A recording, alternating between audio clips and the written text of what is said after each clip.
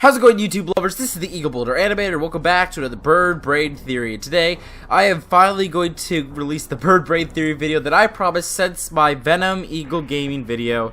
Because we're talking about Venom. I saw it on opening day. The plot was, well, pretty predictable, to be honest. But I still had an absolute blast watching that movie, and I can't wait to see what comes out of the sequels. Tom Hardy did a phenomenal job, and I definitely want to see more of Venom. And this movie was marking the start of Sony's Marvel Universe. And now, the MCU is always a possibility for Venom in the future, but for not right now. Today, we're just talking about as if Sony's Marvel Universe was going to stand alone forever. So, there's something like the mid-credit scene set up an obvious villain, but is there something bigger planned for that villain, and also through connections of other movies in this universe? So before I go any further, because literally next thing I say is going to be a spoiler warning here for Venom. If you haven't seen it, turn around and go watch it first, and then come back to this video. But anyway, here come the spoilers. Today's theories will cover how will Cletus Kasady get his own symbiote and become Carnage, and what will the future be for Venom movies and his rivals. So today, that's what we're going to be talking about. Let's begin the theory. First, we are going to talk about the Carnage Symbiote. So, in the mid-credits scene, we meet Cletus Kasady, the psychopath serial killer that we know from the comics. And we don't know why, but Eddie apparently gets the opportunity to interview him. Hopefully, they'll be able to elaborate more in the future about why he, in particular, was allowed to interview him. But anyway, going on, Cletus warns that when I get out of here, and I will, there's gonna be carnage. Which is, of course, the name of the symbiote villain that he becomes in the comics. So, how he bonds with Carnage in the comics is actually a little bit different from how the movie's probably going to handle it, is because in the comics, Eddie was actually in prison with Cletus, and then Venom helped him break out, but left behind his spawn. Yeah, an actual symbiote spawn of Venom was left behind, and that's the one that bonded with Cletus to become Carnage.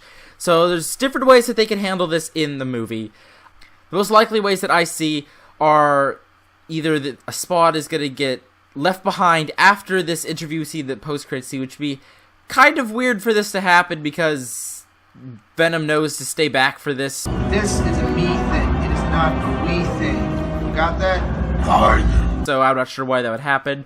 Or he could be separated later in a Venom sequel from his spawn, and the spawn will be transported willingly or unwillingly to Cletus to be bonded with him somehow. So it's going to be interesting to see what they do, whether it's somebody trying to find a way to stop Venom so they can do whatever evil deeds they want to do, or if it's going to be an accident like it was in the comics. We're going to have to see what they're going to do in the next Venom movies, because it's going to be interesting to see how they handle this, because they're definitely off the rails from the comics now.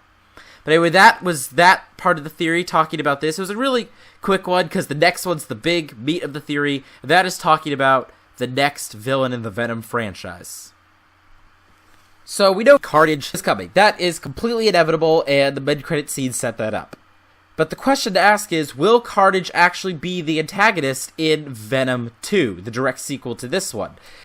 The producer had said that they wanted to save him for later, saying, quote, "You have two origins, and it really limits. We thought about it long and hard. It limits what you can do with the origin of Venom, so what do you do with that? Well, then the movie itself becomes the origin of Venom, and then Carnage enters the equation. That was always the idea, that you would be setting it up from the very beginning." So he knew that if they had included Carnage in the first Venom movie, then they would have had to deal with both the origin of Venom and the origin of his most famous adversary, and that just would have made it a bit more of a mess than the movie already is. So it would have been not enough character development for either our hero or our villain, so they wanted to focus on a smaller villain like Riot, like they used in the first one. That way they could really focus on Eddie and Venom. So, if they already said that they plan to use him later and save him, will they use him next, or will they continue to build up this character little bit by little bit? So let's break down some possibilities here. Possibility 1. Let's say Carnage is in Venom 2. Who will be the villain of Venom 3? Because Tom Hardy is signed on for 3 Venom movies. So, we're just going to assume for this possibility that Carnage is the villain of Venom 2, And then we're going to say, okay, some possibilities, who's the villain of Venom 3? Well, the first choice I think that most people are coming up with would be Anti-Venom.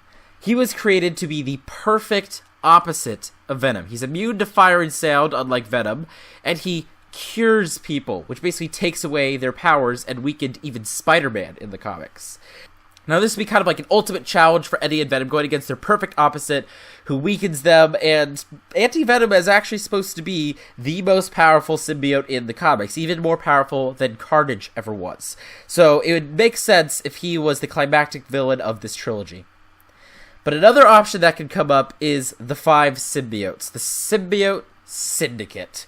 So it's kind of like Spider-Man's Sinister Six enemy group, but with symbiotes. And there would only be 4 in the movie, not 5, because in the comics, Riot was one of them, and, well, he's kind of dead now. But the other 4 in the comics are Scream, Agony, Lasher, and Phage. Now, they have similar origins as Anti-Venom does, where they're artificially created based off of the Venom symbiote. And Spider-Man and Venom actually teamed up to fight this group because they were so powerful. Now, this would be a formidable group to go against our anti-hero because they would be able to overwhelm Eddie and Venom by sheer number. And they could even merge together to form a symbiote known as Hybrid, who is even stronger because he has the strength of multiple symbiotes in him. So that is another possibility for who will be the villain in Venom 3.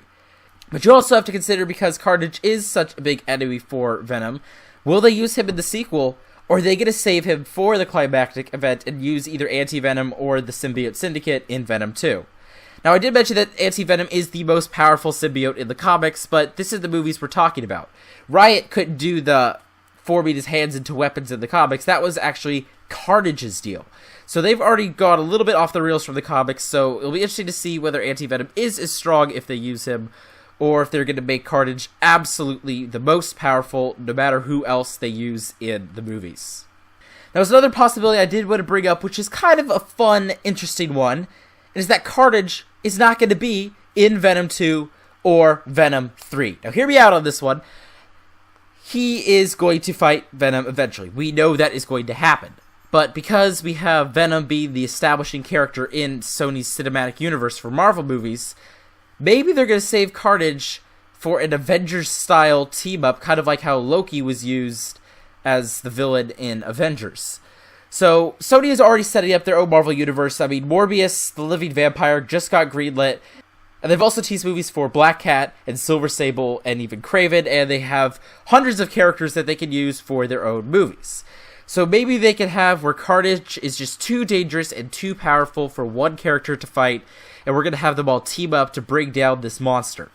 That would be a very interesting thing to see them do, because he is very powerful, and they already talked about they didn't want to use him right off the bat, so maybe they're going to use him for a future movie that is a team-up movie that'll include all the characters that they're going to be introducing in this cinematic universe. So those are the possibilities, I think. Either Carnage is going to be in Venom 2, Venom 3, or an Avengers-style team-up movie, and then whatever happens, Anti-Venom and the Symbiote Syndicate are the most likely candidates for other Venom villains in his solo movies. Now, before I go, this is a bonus quick theory I'm putting in here, just a real fast one for you guys to think in the back of your head here. This is about the second post-credits scene in Venom. It was the most confusing for me, because it dealt with scenes from the upcoming movie Spider-Man Into the Spider-Verse, which brings to question, are Venom and Into the Spider-Verse connected? So, right before it actually shows this whole sequence from the animated movie, it says on the screen in a very comic book style box, "Meanwhile, in another universe." Now, this could be hinting that this is setting up an actual multiverse and not just a universe for this whole Sony superhero series. I mean, we already know that Into the Spider-Verse is going to deal with parallel realities and multiple spider people, so it's not too big of a stretch to say that Venom could just be another one of those alternate universes, just happens to be a live-action version. I mean, they're already combining animation styles into the Spider-Verse, including anime. I mean, come on. So that is what happened in this second post-credits series, showing scenes from Into the Spider-Verse. So this could have just been a marketing ploy saying, hey, this is our next movie coming out in a couple months. Please go see it. It's going to be a ton of fun. or it could be teasing a bigger connection. Now, there's not enough proof to say whether or not they're going to be canon to each other. Multiverse is kind of a brain-splitting headache to deal with on theories and timelines. Hence, to be honest, why I think the DC Extended Universe is such a big mess right now, because they're introducing multiverse stuff. But this could be what Sony's going for. Not enough evidence to say yes or no yet, but keep that in the back of your minds, because that could be what Venom is setting up. Before I go, here's a quick recap of what I went over today in this episode of Bird Brain Theories. First, how is Cletus Kasady going to get the Carnage Symbiote? It has something to do with an offspring of Venom. We just don't know if it's going to be left there after Eddie visits him in jail, or if it's going to be separated from Venom and sent to Cletus later on. That depends also on when they're going to have Carnage as a villain, which is what I dealt with in the second part of today's theory, deal with who is going to be the next villain and when Carnage is going to show up.